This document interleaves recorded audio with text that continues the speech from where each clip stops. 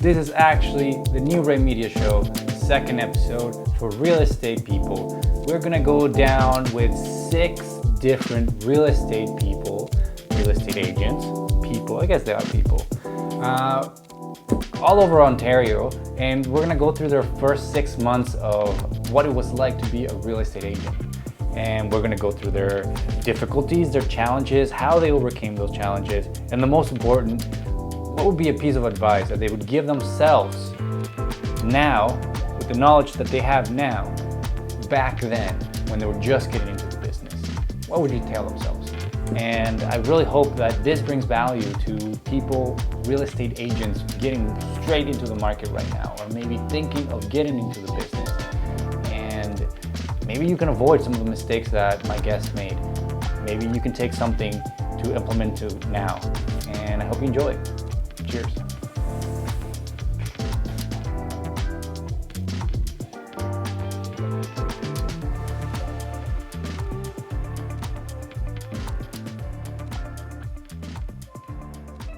Well, usually I like to start. Maybe you can introduce yourself, where Sure. you're from, and if you specialize in any kind of real estate. My name is Olivia Torun. I have been in real estate now for 15 years. I am a broker. I am a team leader as well. I specialize in luxury real estate, but we do a broad, we do investments, we do the small homes. We kind of start from the bottom and go all the way up. So we've got different personalities on the team, which is great. And it gives me a chance to still be part of first time home buys. And it's all very interesting. And I get to teach brand new people. So this is kind of interesting for me because I actually really love it. And obviously I was new at one point, now 15 years, it's very natural for me. Yeah, that's great. Maybe you can use a little bit of what you remember your first 6 months, and maybe what you've seen that on the new people for their first 6 months. And we can start with, where did you find out of real estate that it could be a job? How did your path lead to real estate? So my path is probably very different than others. I ended up becoming pregnant when I was 17, and I had to give up becoming a lawyer. I couldn't go to university with a child. So when I gave birth to Tiffany almost 18 years ago now, I realized I can't go, and I wanted to be in the real world. And to me, that was real estate, because you can create whatever you want. You don't have to wait for people to come to you. You can make whatever you choose to make. You can become successful just by choice, in my opinion. And I wanted every day to be different. So that's why I chose real estate. And I saw my parents going through a divorce at the time. I was interested in what the realtor was doing, the whole entire process. And I got very interested. And to me, I felt that that was enough law. Just being around people or lawyers or the due diligence that we have to do, or the paperwork. So for me, it intrigued me, and I wanted to become a realtor. Now, I also failed 5 times, having a brand new baby, being a teenager at the time. By the time I was writing my 5th exam, I didn't know if I was writing a rewrite or the first time, since at that time I had to pay for the whole entire course the 3rd time. But I've always told myself it doesn't matter how many times you fail, it's how many times you fail and get back up. And that really spoke to me, especially in my first year, which was very, very difficult. And I only made $12,000. Now, I was also only 19 years old. So being 19, people know that you're brand new to the industry. I tried to look 30. I dyed my hair brown. I wore glasses every day. I would tell people I have a child, but that only backfired, because they would think, well, why do you have a child, and how old are you anyway, and do you own any real estate? So I had a lot of no's. And so I chose to work with renters. It started off like I only did 12 leases in my first year, made the $12,000. But what I did learn is there's a lot of people in the office that are willing to help you, and they're willing to give you their playbook if they see that you're working hard. And one thing I said on Instagram yesterday was, you do have to work hard before you earn the right to work smart. So I did work a lot. I worked evenings, I worked weekends, and I listened to the people that do really well. And if I could do an open house for them, or if I could watch them do an offer or a negotiation, or even bring them coffee, just so they like me enough to share a little bit of knowledge and information with me. And I'm telling you, from year one, I made the 12,000, then it was 50, then 100, and then 150, and then 300, and it just goes from there. So it's really there, and I think it's not giving up. I mean, you have to know that you're not. I mean, nowadays people are making great money in their first year. But you know, a lot of people think they could just easily make 100,000 in their first year, and that was absolutely not the case for me. But it's interesting because in one of my team members, Josh, in his first year, I was able to help him gross $350,000, which is unbelievable. He's only 27 years old, brand new to the industry. Why did you not give up then? You failed so many times in the beginning of the first exam. What kept you going? I didn't want to be a failure. I already felt like as a teenager, I didn't have that many options, and I didn't want to be poor, and I wanted to be able to give my child a better life than myself. I knew I couldn't go to law school at this point because I didn't want to be a shitty mom and a great lawyer, or a shitty lawyer and a great mom. It just wasn't working for me. So with real estate, I chose not to give up because I knew I was also tired, and I knew that I'm not great at exams, but I could be amazing at what I do. It's what people say. You could be a C student, but be in the one top percent in the world. And so, you know, I still say that to today. Like, I'll go to a listing appointment and someone will ask me a math question off the bat, and unless I have a calculator, I don't know it, but I'm amazing at what I do. Mm-hmm. And so that's really what I kept telling myself. And I wanted to give up. On that fifth time, I go, I can't pay another $380 to fail. And I ended up passing with a 75%. And what was interesting was, after that, because that's the passing grade, the rest of the courses were very easy for me. And that was the interesting part, that it's if you just do that, if you just don't give up in that first year, that first 6 months, where you're wondering, where's the next paycheck going to come from? Am I going to get a paycheck? Everyone's busy in real estate. Why am I not? The market's hot. If you stop looking at the hardships and realize it will get better, it really will get better. It was interesting. I had to point this out. I watched this thing the other day on America's Got Talent, and this girl that was singing has cancer, and she has a 2% chance of surviving. And she said something along the lines of, don't wait in order for all the hardships to be done in order to be happy. Be happy now. And that just gave me chills, because if you're happy and you believe in it and you work hard, there will come a day where that paycheck is going to be amazing. And I still remember my first $10,000 paycheck, my first $100,000 paycheck, my first $1,000 paycheck. But yeah, you can absolutely do it. Just, you don't give up. Believe in yourself. Do you see a lot of people giving up nowadays, which maybe it's a little bit easier? Like you said, it's easier to make your first year a lot of money. I think that if you've got a great personality and you've got some coaching and you've got, maybe join a team. I mean, I'm huge, a big believer on joining teams, because you'll learn what you can learn in 1 year, or what you would learn on your own in 6 years, you can learn in 1 year, which is amazing. So if you can find a team leader that's willing to teach you and sees potential in you, I really agree with that. If you do it on your own and you end up having a bunch of friends that are willing to buy upfront, and you have a fantastic year, don't forget you got to pay taxes, and don't forget sometimes you get lucky, but it's still going to be hard for you. And I see a lot of people that, do their first 2-3 deals, spend all their money, and then they're like, wait, this is actually hard, because you do have to chase the business. The business comes to you sometimes, but even yesterday, my meeting with my team was about, what are we going to do to get the next listings? It's not, people don't just pick up the phone and call you all the time. I see. So if you had issues, maybe people seeing you more mature, not brand new, not, you said 17, 19 years old, right? Yeah. That just goes away with experience, right? Because did you have a fix for that? Or just you had to wait it out? I started working with younger people. Okay. I started working with single moms. I started working with single males. I started working with condos, like lower end. I didn't go straight into luxury. Okay. I worked with first-time home buyers. And even though I didn't own a home at the time, I showed them my hunger and willing to work really diligently for them. And I was there every step of the way. And then I realized I really love this process. I love that I'm part of their journey. And when I can make their experience better, and if I actually tell them, I want you to give me a chance, I want you to interview me. I know I'm new, but I've got brokers behind me I will make sure that someone's there with me for the negotiation, but I will do a better job for you than someone who's not going to pay attention. And you know what? A lot of the time when you ask for the business and literally say, I'm hungry for business, I'm going to work hard for you. You know what? That's a lot more than what a lot of experienced agents will say. So that worked quite a bit.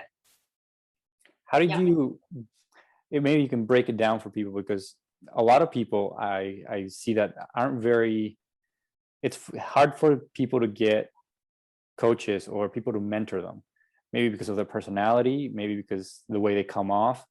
How do you come off to people that they wanted to help you, right? Because people are taking time out of their day, maybe in their mentality, they're like, I'm helping somebody who can be a competitor to me.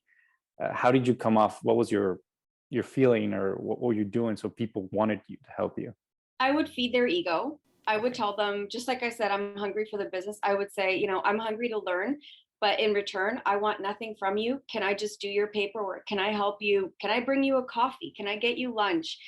Can I do an open house for you? Is there any lease leads or dead leads that you haven't called in a really long time?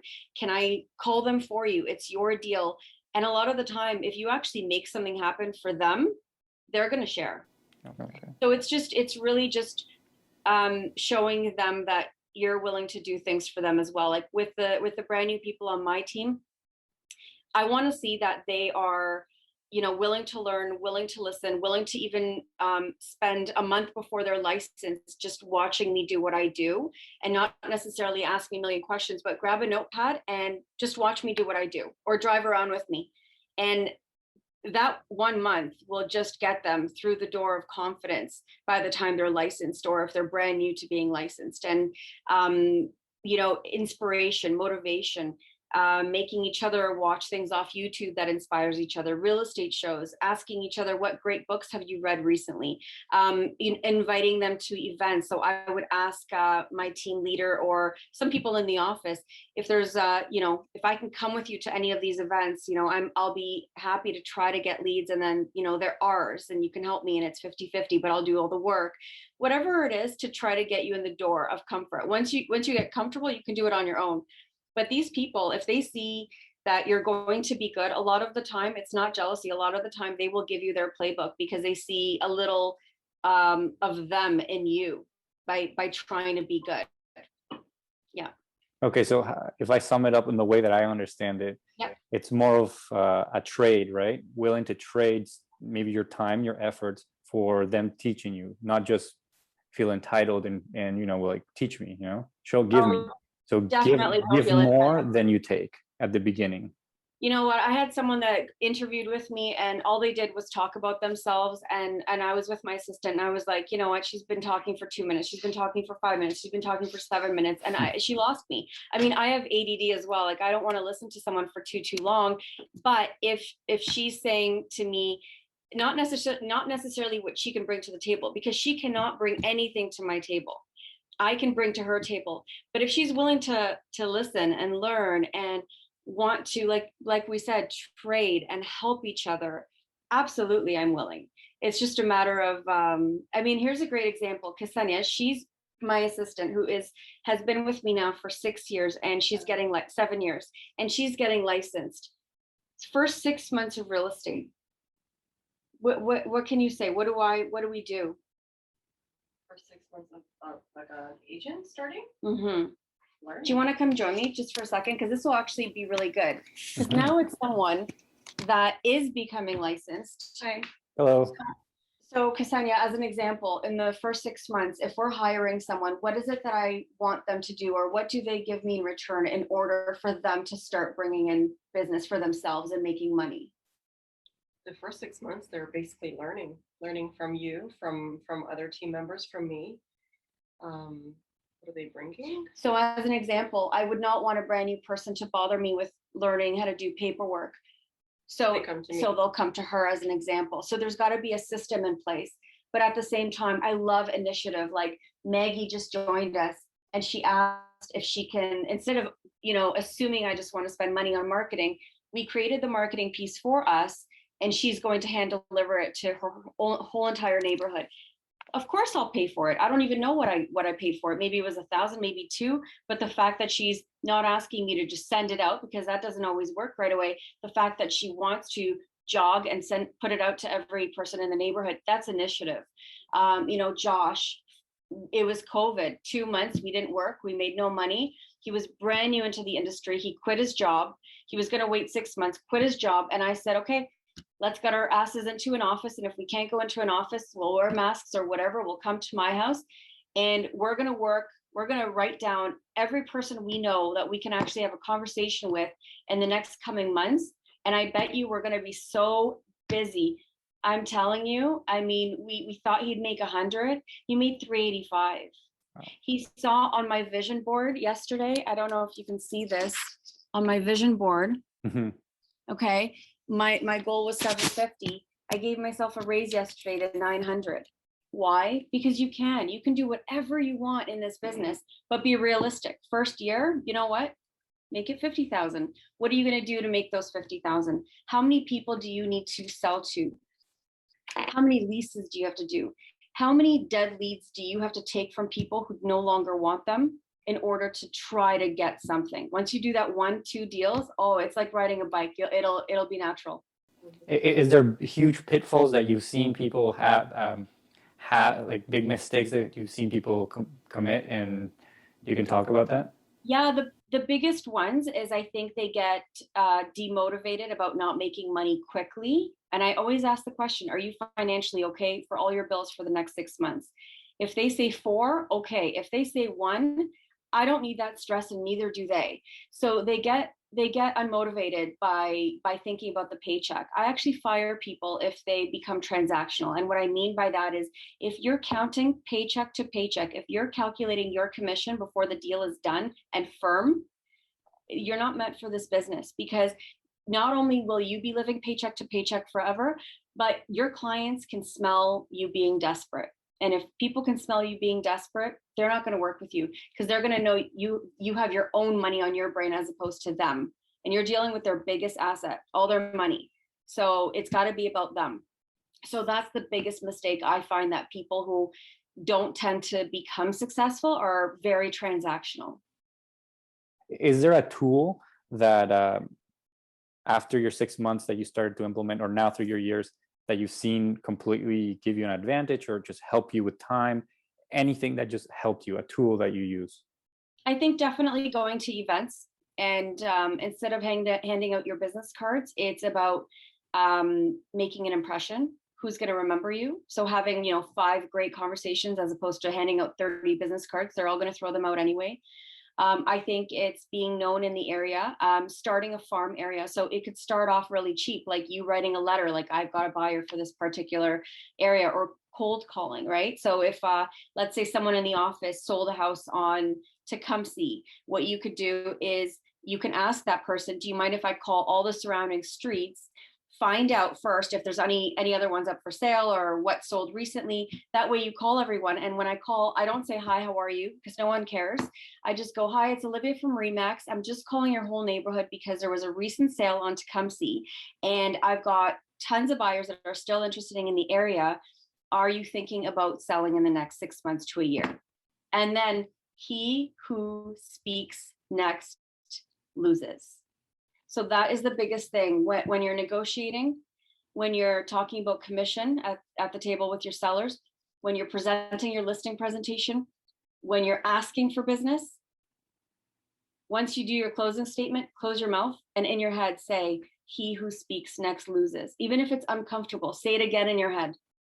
They have to speak next. Perfect. And just to close it off, because I don't want to take more than 15 minutes from your time, is there an advice that you would give yourself right now to the young girl who started and is 6 months in? What would you tell yourself? Absolutely. The one thing I realized in my first 6 months was I didn't know how to speak to a woman or sell to a woman. I went back into the jewelry industry, and it took me 3 months to figure out how to sell a diamond to a woman. It was easy to sell it to a man. You put it on a finger, you show it to them. But a woman, I realized I couldn't figure it out. I ended up going to a jewelry store and I said, I'm looking for an engagement ring, which I wasn't. And that woman, that salesperson, put the ring on her hand and showed it to me. And in my head, I thought, you just tried on my ring. Never do that. It's all about the woman and the man. It is not about you. It is about them. They need to like you and trust you, but it is about them. It is not about you. So that was a big lesson that I wish I learned even earlier in life. Also, I would have started you don't need a CRM right away, but even an Excel program, everyone you know that you're able to actually pick up the phone and have a conversation with, their emails or their addresses, start writing letters to them, get their email addresses. So having a CRM system and talking to a minimum of 5 people per day, even if that's on social media, and just saying, hey, you know what, we went to high school together. How are you? You know, what do you do now? How's COVID been for you? Oh, you know, I'm in the industry. It's going well so far. It's such a crazy market. I wonder what's going to happen. Period. 5 people a day. I mean, I do 10 to 15 a day every day, except weekends. But if you're brand new, at least 5 people. And you don't have to talk about the real estate market. You could just let them know you exist so that next time you contact them, they remember you. That's great. And I think that translates, because that's into social media as well, commenting and talking and communicating with people. But yeah, that's perfect. Thank you, Olivia. And sorry, one more thing. Perception is reality.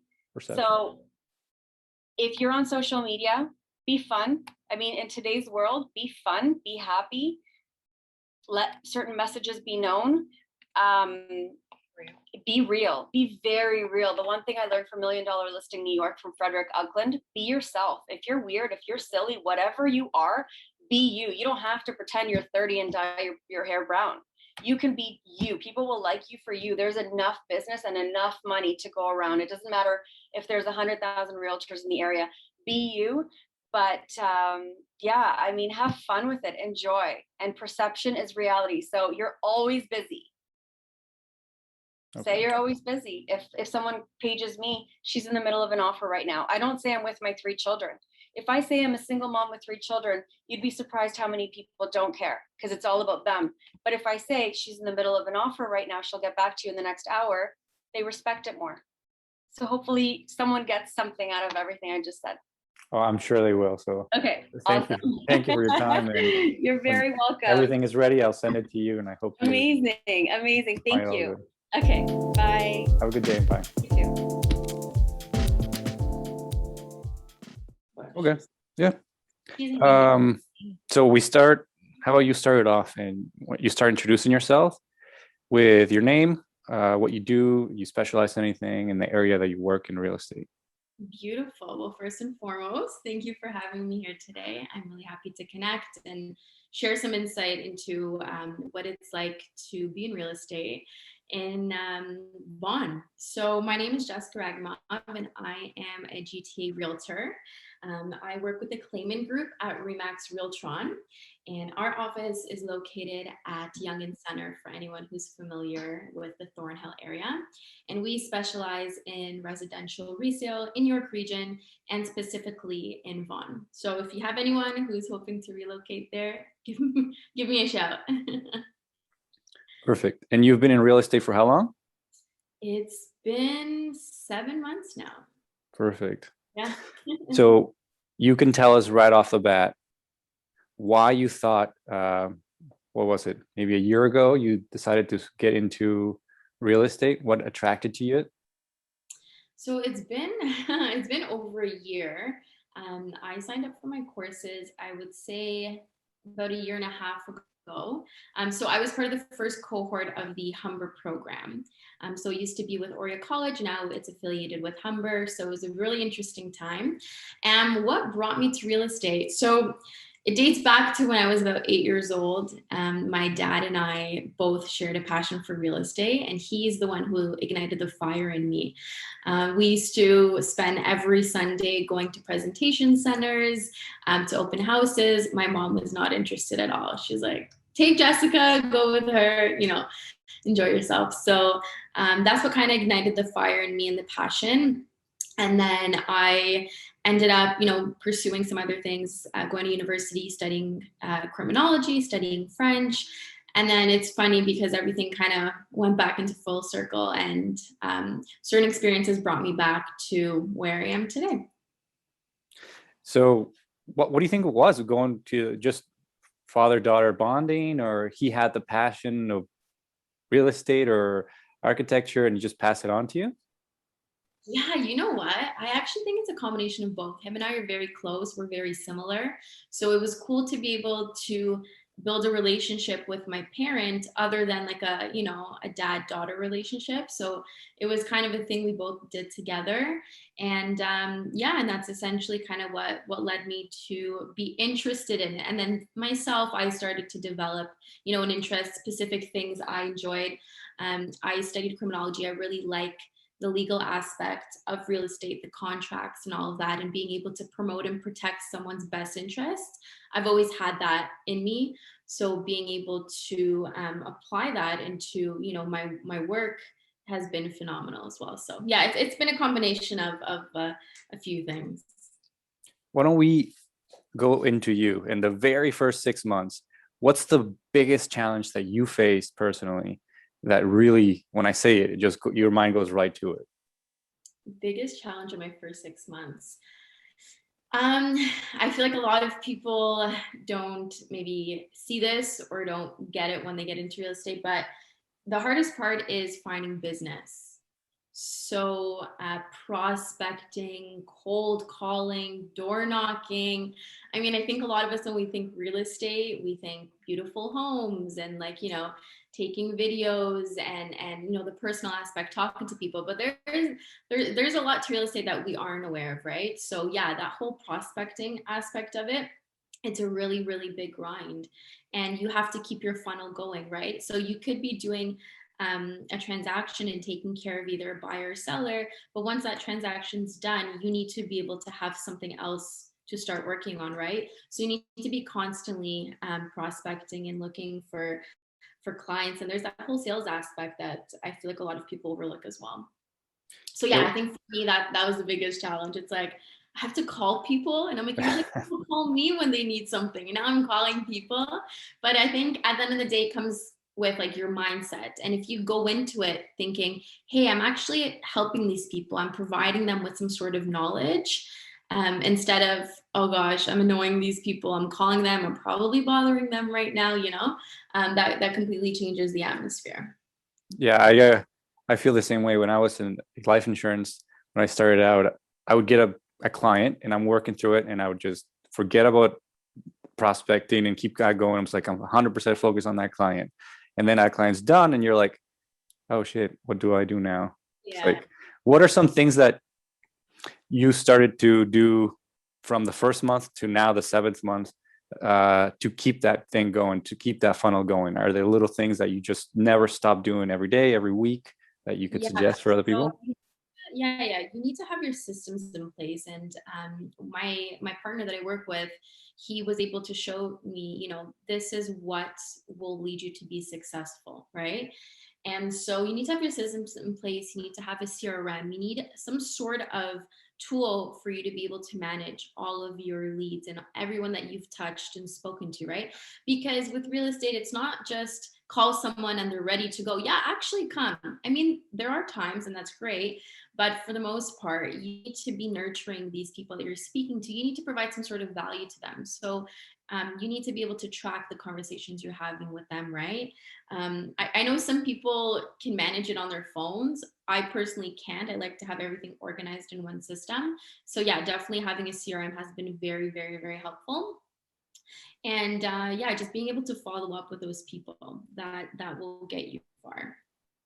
Is there a number, I'm curious now, that you would say, you know what, in my circle of, let's say, not leads, but people that I'm kind of talking to, building around me, is there a number of people that you have like in contact with, like 300 people, 500 people, like, are just around that you might work up to when they're ready to sell a house or buy a house?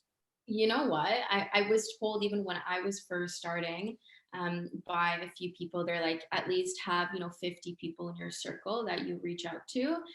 I mean, you can start there as like a ballpark number. You always want to have more. Always, always, always, always want to have more. The more, the merrier, right? But then again, the more people you have, the more following up you're doing. So some people are love the idea of following up and being in touch with a number of people. And others would rather just have, I don't know, 20 people that they constantly talk to and that do more than one transaction with them. And as realtors, I think it's really important for us to, yes, be able to help people find homes, but also to educate them when it comes to investment properties, because that's a whole nother aspect that I think is very, very valuable for us when it comes to building our generational wealth. So one client could be your client, that you're helping for 5 different deals. So to each their own, everyone's different. You haven't made it to your full first year. So what do you have planned that you'd like to do? You've read somewhere, someone's giving you the advice that you'd like to take a different course, something else you'd like to implement into what you're doing now that you haven't gotten around to it. Yeah, so one of the things that I'm working on, and this a lot of people will find there's a lot to manage when you're in real estate. So there's the whole sales aspect of it, marketing, and so one of the things that I do have in mind is I would love to start doing kind of like a little MTV Cribs style, but for pre-construction. So I'm in touch with a lot of builders, people that I used to go to high school with, and I just proposed the idea. I'm like, hey, how do you feel about us coming in and just, chatting with you and you showing us the whole process of what it's like to build a home? I personally love that. So we are actually selling a project in Barrie by Fernbrook Homes and Crystal Homes. And my partner and I last week went to the site. And I don't know why, it's literally just like dirt. But I was just so amazed by the fact that like in X amount of years, this will be, an exclusive neighborhood. So I really like seeing the foundation. And I've always been that kind of person. I love learning the foundation of anything. So you'll see in the next few months, we'll start going in and speaking to builders and having them, kind of walk us through the whole process of what it's like to build a home. So working on the social media aspect of it. Okay, so focusing much more on social media. Do you feel, this is aside from you right now, but do you feel that you started kind of like really in COVID time and you're a new generation of real estate agent? Do you feel like the older ones that are more at the top level at the moment have a hard time or just ignore it or don't want to go into social and content creation and all that stuff that we know it is what it is now? It's going to be in the future for 10 years for if you want to be in the market for that long? Yeah. I don't think it's that they don't want to, but I find that when people in any industry are used to what works for them, it's kind of like, why reinvent something like this is already working for me, right? Mm-hmm.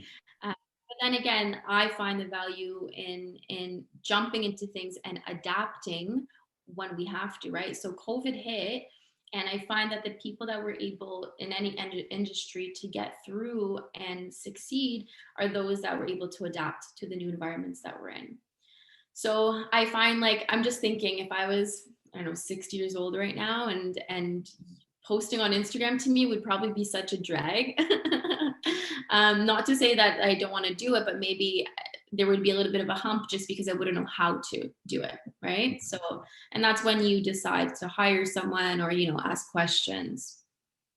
But I definitely think the future is in socials. And I mean, we were spending a lot of time during COVID on our phones. So it's very, very probable that, we were running into a lot of people that we normally wouldn't. So why not be able to, advertise and market?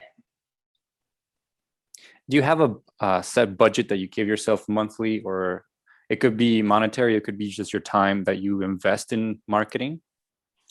When it comes to time, that's one of the things I've really struggled with. So typically I'm really good at managing my time, but I've gone full force into it. So sometimes I'm working all day, and I'll be quite honest with you, I actually have to start allocating my time more when it comes to doing specific things. So I've been trying to use Trello. I don't know if you're familiar with it. Yeah. But just trying to like make sure I'm laying out how much I'm spending in terms of, for marketing and for connecting with clients and so on and so forth. With regards to budget, to be honest, I haven't budgeted. probably something I should be doing right now. But this all comes back to me having a challenge just managing everything all at once, because I always want to be at the finish line, but I just started, you know? And so my partner always says, he says, it's a marathon, not a race, right? So I think another thing that I've come to realize is we are business owners in real estate, right? And a lot of people don't see it that way. And so you have to invest time and money into yourself, which is essentially your own business, right? So I think that for those that are interested in getting into it, start trying to budget before even getting into it, so you know where you'll have to allocate your money in order to get to where you want to be. Right, because your brokerage, if you look up to your brokerage to solve your problems, get you clients and that kind of stuff, it's going to be a tough time for you, right? It's just not.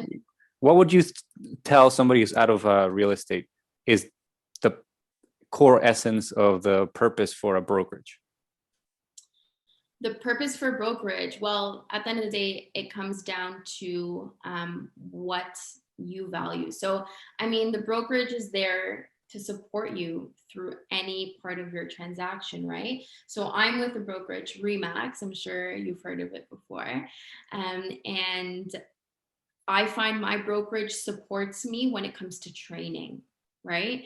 There is an immense number of training videos and people that we can reach out to if we ever have any questions, right? So each brokerage is different. And this is one of the things that I would suggest to those that are interested in getting into the industry. Start shopping around and start interviewing brokerages before you even finish your courses. That way, once you're done, you could see which one fits your values and your mission as a realtor. So some brokerages take less of your commission, or they don't even take your commission, and then they offer certain things, whereas other brokerages will take maybe a larger cut, but they are able to offer you a number of things, right? So at the end of the day, you have to figure out what you prioritize and what you value. And this all goes back to the idea of setting goals and figuring out what your priorities are, right? So one thing I wish I started doing maybe sooner before even finishing my courses was laying all this stuff out. So for example, do you want to be part of a team, or do you want to work on your own? What does that mean to be part of a team, right? Do you value one-on-one mentorship with someone in person, or does it suffice for you to just view videos online and get training that way, right? Are you interested in resale or pre-construction? Do you want to be in residential or commercial, right? And so once you lay all things out, that really helps you out to get into the field. That way you've kind of narrowed down and honed in on exactly what it is that you want for yourself in this industry. I think that's a very hard thing to do. And even for me, it's been something hard for me to implement, saying that you have to specialize into something, because if you're shooting everywhere and you think, well, I don't want to, because what if I get a client from there, from there, from there, from there? Like, you don't have to turn down those clients, but you're focusing somewhere else. So all your efforts go further in that task. But yeah, I completely agree. It's a little harder to do than just say it. And it can change as you go along the way, right? You could start one specific area, and then you find that you are more passionate about something else, and you can just move there too, right? And I think that's the beauty of real estate. There's so many different avenues and so many things that you could do, that you can start, 1 year in one place and you can be in a completely different place in another. What is something that right now you would, if you could go back and talk to yourself just going into real estate, that you could, and a piece of advice you could tell yourself, just personally for yourself? Personally for myself, don't be so hard on yourself. It's a journey, it's a process. Oftentimes we spoke about social media, right? So you see what other people are doing and you're like, oh, I'm not there yet, or I wish I was doing this. But just like with anything, at the end of the day, you're building yourself to where you need to be. So allow yourself the time to get to where you need to be, but you need to work to get there. So you're not just going to sit here and okay, in 5 years, I'm going to be here, but not do any work to get there, right? So patience, take your time, but just make sure you're doing all the things to help you get to where you need to be. Perfect. I think we have all the questions, unless you want to add something before we end the call. Anything to add? I would just say start connecting with people that are already in the industry prior to getting out there, just to see, kind of pick someone's brain, see if people can offer you advice. I mean, I'm open to it. I love helping to guide people in the right direction. And then that way you can kind of start figuring out what your goals are and what are some things that you want to do when you start, working in the field. Perfect. Thank you, Jessica. Awesome. Thank you, Alex. You're awesome. Thanks for hosting these. These are great. And I'm looking forward to some more. All right. Have a good day. Thank you for joining, Anabel. Maybe if we can start with you introducing yourself, what kind of real estate you do, how long you've been in real estate, and what area do you work in? Yes. Hello. Thank you so much for having me. Well, I started as a realtor 3.5 years ago. I mostly do Oakville, Burlington, Hamilton, Milton. I go all the way to St. Catharines, even Niagara Falls. I go to Brantford. I go to Kitchener, Cambridge, everywhere. Because as a real estate agent, you cannot only be dedicated to one area unless you, of course, are a household name there. But most of us, we have to go everywhere where our clients want to find a house. Because nowadays, people can live anywhere. And so that has changed the market a little bit. So people are just looking for the best possible offer or the best that their money can buy. And so we're going everywhere throughout the GTA. I don't go past Toronto. That's too much for me. I went last week, I have to tell you. It was 500 kilometers that was in the car. But it was something very special. Usually I don't go past 100. And yes, you asked me how were my first. Yeah, if you can tell us, why did you get into real estate? What was your first, like, oh, could be a good business for me? Like, what attracted you to real estate first? Yeah, well, I'm a lawyer, as you know. I studied law in Mexico. And when I arrived here to Canada, I had to study 3 more years to become a lawyer, and I didn't have the time or the money to do that.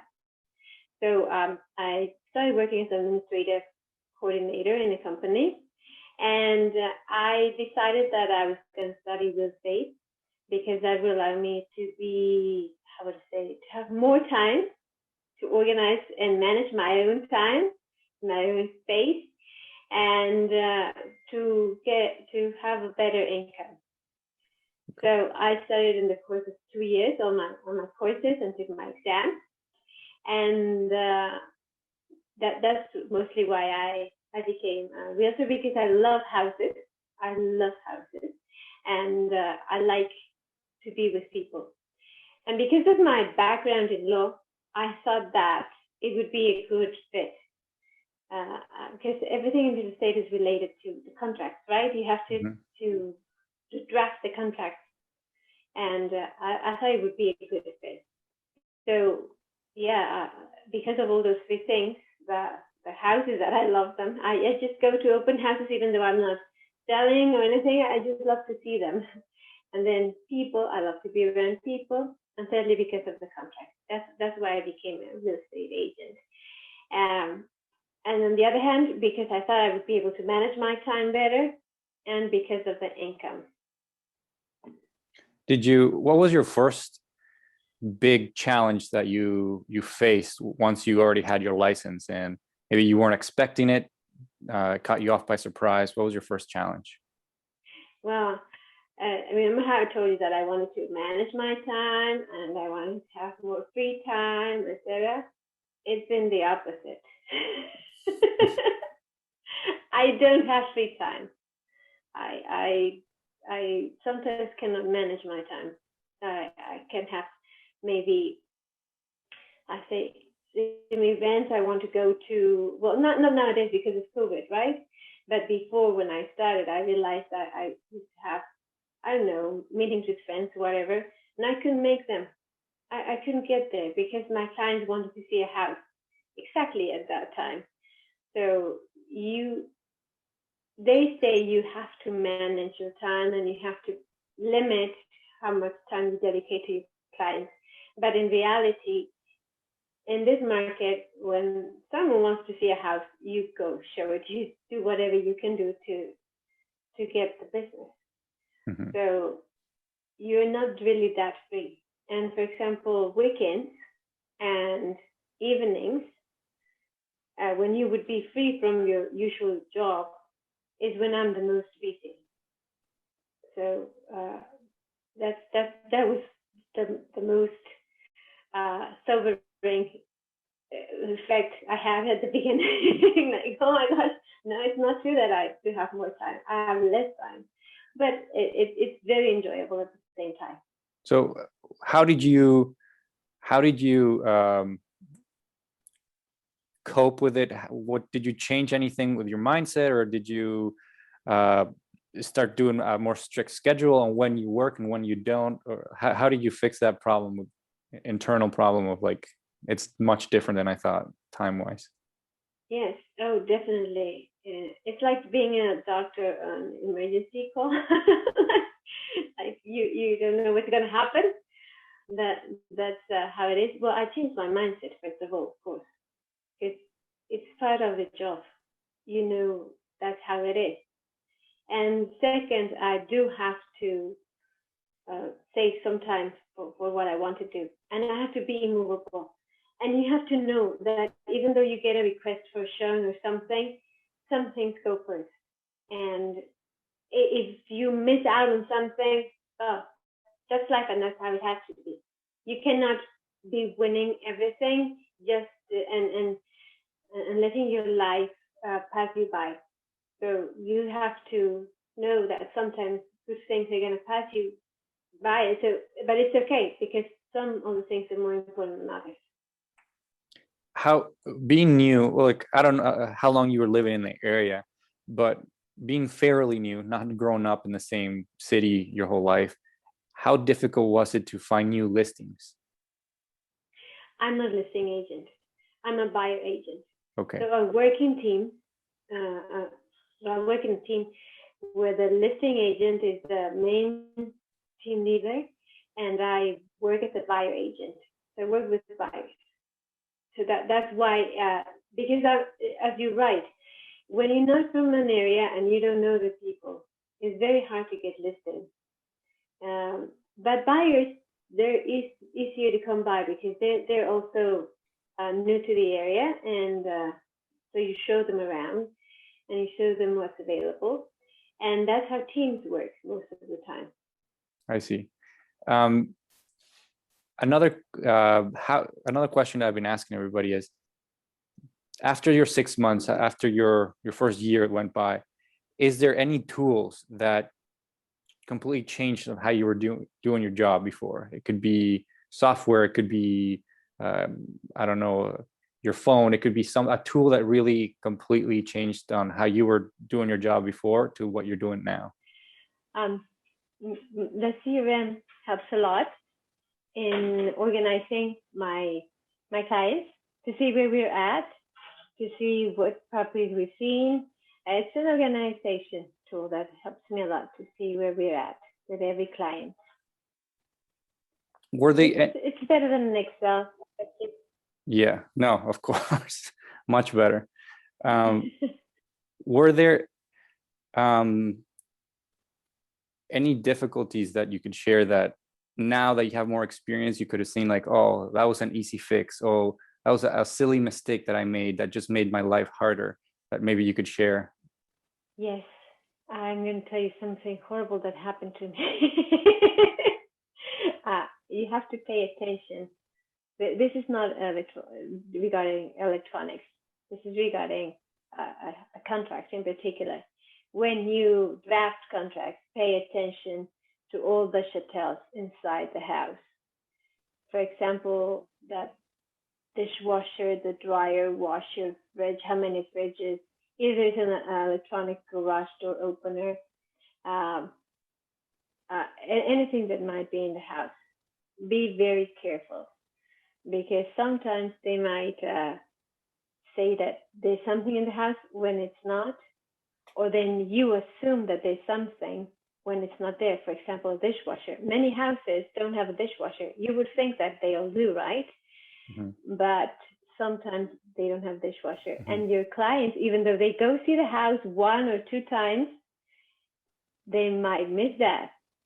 So be careful. You have to have 4 eyes everywhere you go, and write it down every time you go to see a house. Every time you go to a showing, write it down. What does the house have? And if possible, take some photos of the chatels.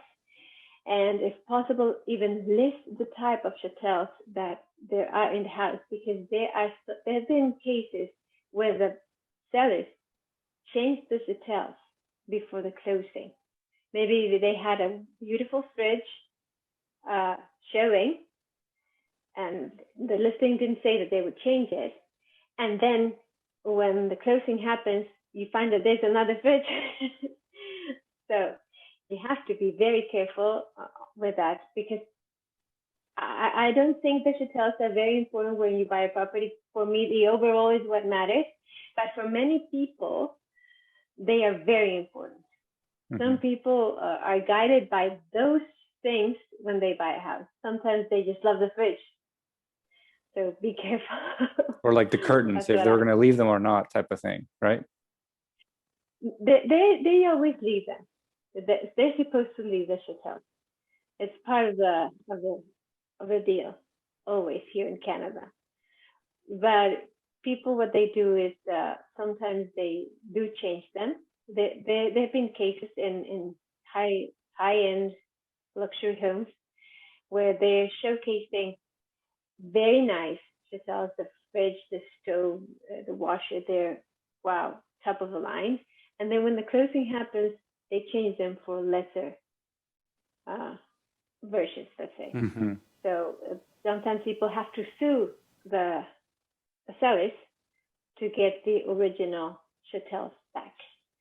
So yes, you do write it down very carefully in your agreement, what type of chatel they have. What I do is that I write existing fridge, dishwasher, etc., that is existing at the time of the showing, and I take some photos, or the photos are in the listing. That's easier. Mm-hmm. Now that with COVID happened, because you actually had the experience of starting before COVID, what has been some of the biggest changes that you've had to deal with, and things that you have to incorporate now that it's such a different world right now?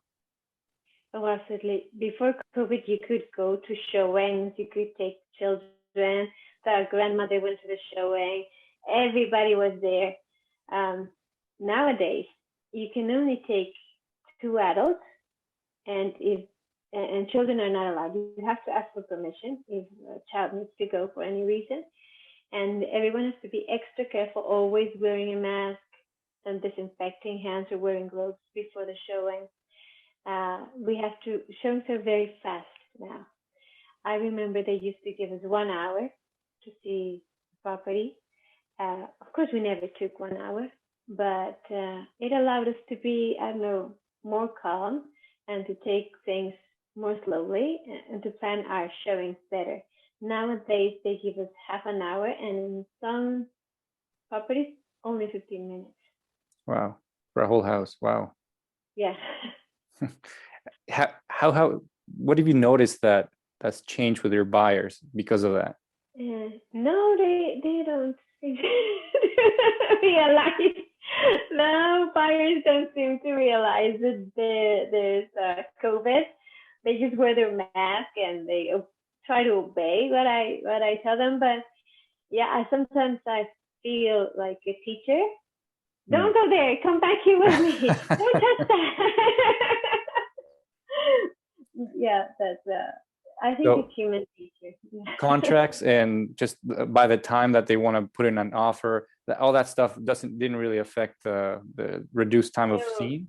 Okay, so before the pandemic, I used to already use it very much, DocuSign. I hardly went to see my clients personally to sign any documents, but because of the pandemic, everyone started using that. It's a necessity. You cannot be seeing people anymore, so everyone uses electronic signature apps. Maybe the final question that you could say right now, where you are now, everything that you know about real estate now, what would be a piece of advice that you would go back and give yourself, personally to yourself, not to somebody else? Keep calm. Things always happen for a reason, and in the end, things work out. Okay, so calmness. Yes, keep your cool. Well, that's it. Thank you. We're close to the 15 minutes, Thank you so much, Alexander. and I will let you know when it comes out. Oh, thank you. Thank you. I wish I had put more makeup on. Nah.